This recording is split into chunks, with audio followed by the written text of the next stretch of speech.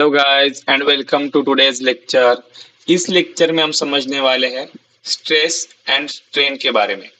ये टॉपिक आपको strength of material मतलब सॉम, मैकेनिक्स ऑफ स्ट्रक्चर मतलब मॉस या फिर फिजिक्स के अंदर भी आती है। तो इनको समझने के लिए या फिर स्ट्रेस को समझने के लिए हम सबसे पहले क्या करते हैं, एक नॉन टेक्निकल एग्जांपल लेते हैं। नॉन टेक्निकल एग्जांपल लेने की वजह से आपको आइडिया आ जाएगा कि ये हम क्या सीख रहे हैं। तो इस इमेज को अगर आप देखते हो तो इस इमेज में आपको क्या आइडेंटिफाई हो रहा है कि यहाँ पे एक लड़का है और इस लड़के के सर के ऊपर एक बॉक्स है। ठीक है। अब सर के ऊपर ये भारी बॉक्स लेने की वजह से इस लड़के के सर के ऊपर क्या एक्ट हो रहा है, तो इसके सर के ऊपर एक्ट हो रहा है लोड। और उसी को हम टेक्निकल लैंग्वेज में डिनोट करते हैं पी से। कई कई पे लोड को डब्ल्यू से भी डिनोट या सिंबलाइज किया जाता है। ठीक है। तो हम लोग आते हैं अपने नॉन टेक्निकल स्टोरी के ऊपर। इस लड़के के सर के ऊपर एक्ट हो रहा है लोड। लोड एक्ट कहाँ पे हो रहा है, तो इस लड़के के ना सर पे एक्ट हो रहा है। इस लड़के के दिमाग के एरिया के ऊपर एक्ट हो रहा है, जिसको हम बोलेंगे ए मतलब एरिया।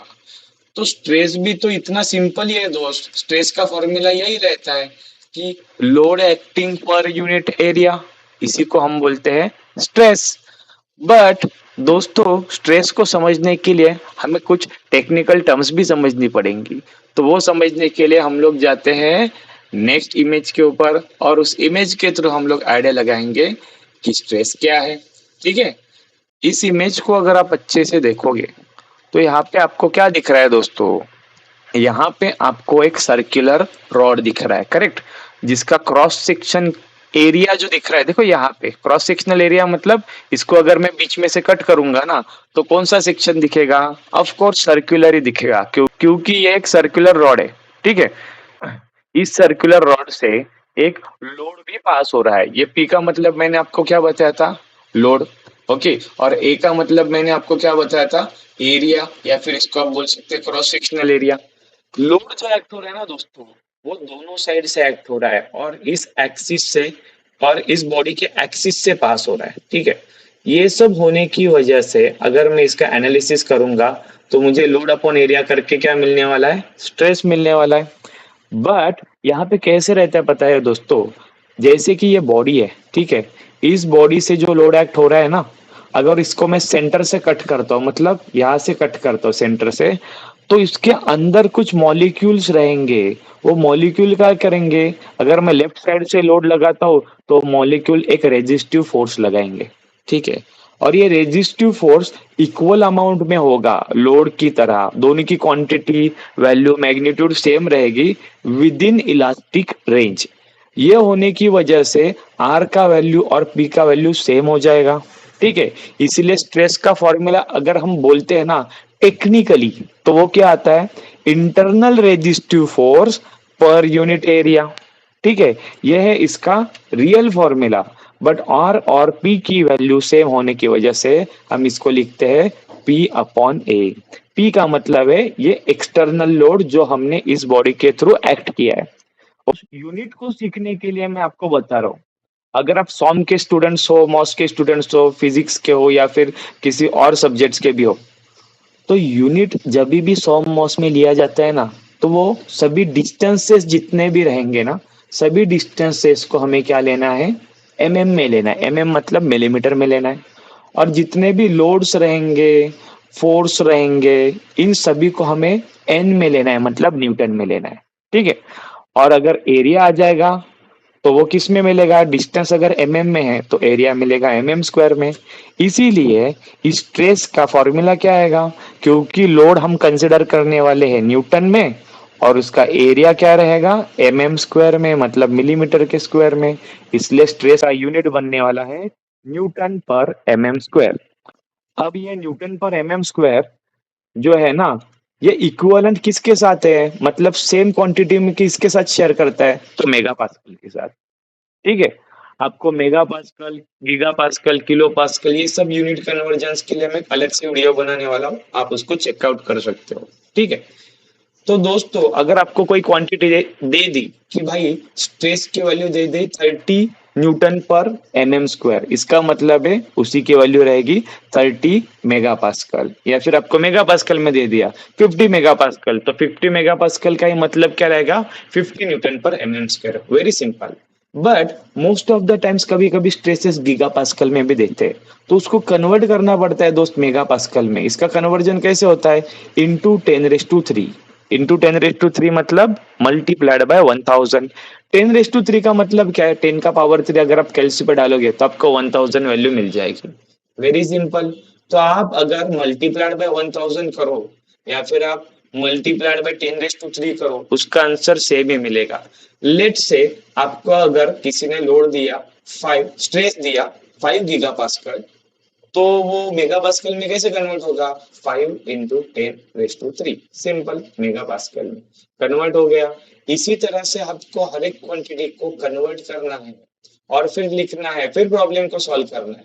ठीक है, अभी हम लोग नए टॉपिक को चालू करेंगे जिसमें हम लोग सीखेंगे कि अलग अलग टाइप के स्ट्रेसेस कौन से हैं। तो दोस्तों, टाइप्स ऑफ स्ट्रेसेस को समझने के लिए हम इस इमेज को रेफर करेंगे। यहाँ पे आपको क्या दिख रहा है दोस्तों, यहाँ पे आपको अलग अलग मेंबर्स दिख रहे हैं, अलग अलग। ओके, तो इनके ऊपर से ये जो एरो करके दिखा है ना, ये सब ना पी एक्ट हो रहे हैं, मतलब ये सब लोड एक्ट हो रहे हैं। इसमें जो ये फर्स्ट डायग्राम है ना, इसमें आपको क्या दिख रहा है, तो ये एक अनलोडेड मेंबर है। अनलोडेड मतलब इसके ऊपर किसी भी तरह का लोड एक्ट नहीं हो रहा। ठीक, फिर आपको दिख रहा है ये सेकेंड वन डायग्राम, जिसमें आपको क्या समझ रहा है कि यहाँ पे एक लोड जो है ना वो अवे जा रहा है। अवे जा रहा है मतलब इस मेंबर को खींच रहा है। इस अनलोडेड मेंबर को अगर ये खींचता है तो जो लोड एक्ट होगा उस लोड को क्या बोलेंगे, टेंसाइल लोड। और उसकी वजह से जो स्ट्रेस डेवलप होगा उसको भी क्या बोलेंगे, टेंसाइल स्ट्रेस। सिमिलरली अगर इन एरो को आप ऑब्जर्व करते हो नेक्स्ट डायग्राम में, तो यहाँ पे ये एरो क्या कर रहे हैं, इस मेंबर को कंप्रेस कर रहे हैं। तो इसका कंप्रेशन अगर होता है तो यहाँ पे भी एक लोड एक्ट होगा दोनों साइड से। ओके, तो यहाँ पे स्ट्रेस कौन सा डेवलप हो जाएगा, कंप्रेसिव स्ट्रेस। सिंपल। यहाँ पे अगर देखते हो अगर नेक्स्ट डायग्राम में, तो इसमें क्या हो रहा है, बेंडिंग हो रहा है, साइड से लोग सेट कर रहे हैं, तो ये मोमेंट क्रिएट कर रहे हैं। ठीक है, डिस्टेंस दिख रहा है आपको, अलग अलग यहाँ पे लोड सेट कर रहे हैं। सो इसके इफेक्ट्स की वजह से, लोड के इफेक्ट्स की वजह से क्या हो रहा है, इस मटेरियल का बेंडिंग हो रहा है।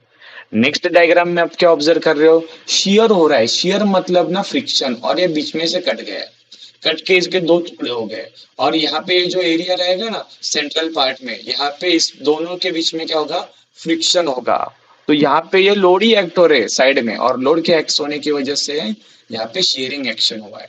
टॉर्शन मतलब टर्निंग मोमेंट। ओके, यहाँ पे मोस्टली शियर स्ट्रेस एक्ट होता है, और शियर स्ट्रेस की वजह से टर्निंग मोमेंट डेवलप होते हैं। और last one is a combined load, जिसमें सभी लोड कॉम्बिनेशन में एक्ट कर रहे हैं। तो सभी लोड्स को एनालाइज करना, स्टडी करना, उनके क्वांटिटीज को समझना, उसके इफेक्ट्स को अंडरस्टैंड करना, यही एनालिसिस तो हम लोग करते हैं ना दोस्तों सोमो एंड मॉस के अंदर। ठीक है, तो अभी हम लोग चालू करेंगे नेक्स्ट टॉपिक को, और ये टॉपिक का नाम है स्ट्रेन। आप यहाँ पे एक डायग्राम में फर्स्ट इमेज में क्या दिख रहा हो, इस इमेज में आपको क्या दिख रहा है कि ये एक नॉर्मल रॉड है। करेक्ट, ये एक नॉर्मल रॉड है, और इस रॉड की कुछ ना कुछ आपको लेंथ गिवन है। इस लेंथ को हम बोलेंगे ओरिजिनल लेंथ। ठीक है, और जब मैं इस रॉड के ऊपर लोड एक्ट करूंगा दोनों एंड से, टेंसाइल लोड मतलब इसको खींचूंगा, तो क्या हो रहा है, ये रॉड इलोंगेट हो रहा है। इलोंगेशन की वजह से क्या हो रहा है, इसकी कुछ ना कुछ लेंथ बढ़ रही है, that is called as delta. Delta का मतलब रहता है चेंज इन लेंथ। डेल्टा का मतलब क्या बताया मैंने, चेंज इन लेंथ। तो ये लेंथ ना दो टाइप से चेंज हो सकती है, बढ़ भी सकती है और घट भी सकती है। कैसे, मैं बताता हूँ। जैसे कि यहाँ पे एक एग्जांपल लो, ये एक मेंबर है, इसको दोनों एंड से अगर खींचूंगा, जो कि आपको ऊपर डायग्राम में दिख रहा है, तो इसकी लेंथ क्या हो गई, बढ़ गई, इंक्रीज हो गई। तो इसको बोलते हैं इंक्रीज इन लेंथ या फिर इलोंगेशन। इलोंगेशन का मतलब क्या है कि इस रॉड की लेंथ जो है ना इंक्रीज हो चुकी है। और अगर मैं इसके अपोजिट करता हूँ, लोड जो है कंप्रेसिव एक्ट करता हूँ, इस सर्कुलर या फिर किसी रेक्टेंगुलर सेक्शन को मैं दबाता हूँ, तो इसकी लेंथ है ना दोस्त घट जाएगी, ये श्रिंक हो जाएगा, इसका लेंथ कम हो जाएगा, ठीक है। इसलिए हम लोग इसको बोलेंगे रिडक्शन इन लेंथ। इसको हम इस नेक्स्ट टर्म को क्या बोलेंगे, रिडक्शन इन लेंथ, या फिर इसी चीज को हम बोलते हैं डिफॉर्मेशन। डिफॉर्मेशन मतलब क्या होना इसका, ओके, डिफॉर्म होना, बॉडी डिफॉर्म होना, डिफॉर्म होने से वजह से उसकी लेंथ कम होना, ठीक है। तो स्ट्रेन में क्या करते हैं पता है दोस्तों, स्ट्रेन का फॉर्मूला ही यही है। स्ट्रेन का फॉर्मूला है ना, वो है change in dimension upon original dimension. Change in dimension upon original dimension, ठीक है। बट ये जो स्ट्रेन हम लोग सीख रहे हैं इसको बोलते हैं, ई को बोलते हैं लीनियर स्ट्रेन। क्या बोलेंगे हम लोग, लीनियर स्ट्रेन। तो लीनियर स्ट्रेन का मतलब यही होगा कि change in length upon original length. तो इसका डेफिनेशन आप बोल सकते हो change in length per unit original length. Very simple, ठीक है दोस्तों। तो इससे हमने क्या समझा कि लीनियर स्ट्रेन मतलब सिर्फ लेंथ के बारे में स्टडी करना। लीनियर स्ट्रेन मतलब सिर्फ लेंथ के बारे में स्टडी करना, लेंथ कैसे चेंज हो रही है, ओरिजिनल लेंथ कितना है, इन दोनों का रेशियो लो तो लीनियर स्ट्रेन मिल गया, एकदम सिंपल। अभी हम लोग जाते हैं आज के लास्ट टॉपिक के ऊपर। दूसरा स्ट्रेन, और एक स्ट्रेन एक्ट होता है, तो इस स्ट्रेन का भी हमें स्टडी करना पड़ता है क्योंकि इसके वजह से मुझे और भी अलग अलग क्वांटिटीज मिलती है, ओके। लेटरल स्ट्रेन को समझने के लिए यहाँ पे मैंने एक एग्जांपल दिया है। इसमें आपको ना 3 डायमेंशन दिख रहे हैं, 1, 2 एंड 3, करेक्ट।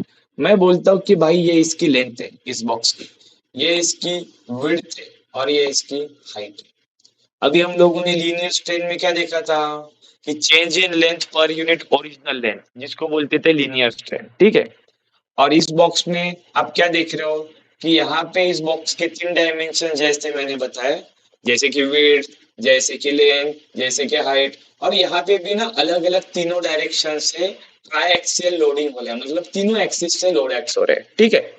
तो यहाँ पे भी चेंज होने वाला है, यहाँ पे लेंथ भी चेंज होगा तो उसको मैं बोलूंगा डेल्टा एल। यहाँ पे हाइट चेंज होगा तो उसको मैं बोलूंगा डेल्टा एच। यहाँ पे विड्थ चेंज होगा तो उसको मैं बोलूंगा डेल्टा बी। बट अगर मैं change in length per unit original length करता हूँ तो मुझे लीनियर स्ट्रेन मिलेगा।